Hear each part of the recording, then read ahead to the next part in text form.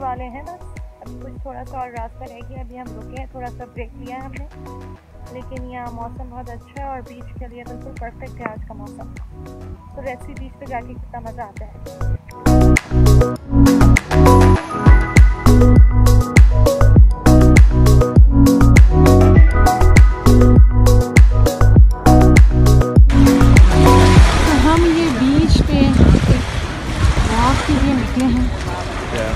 और हम देख रहे हैं कि सब लोग इस मज़े के मौसम को एंजॉय कर रहे हैं। और ये यूनिकॉर्न की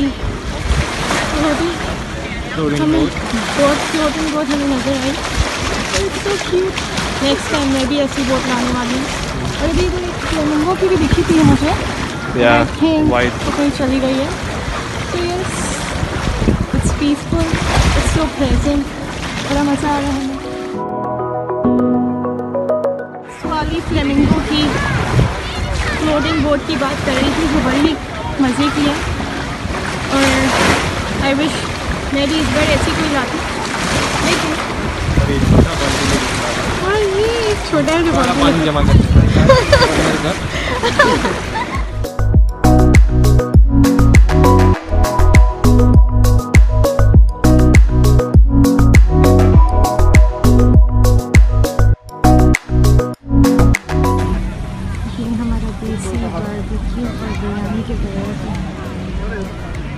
पिकनिक जो है हमारी रूम कंप्लीट है।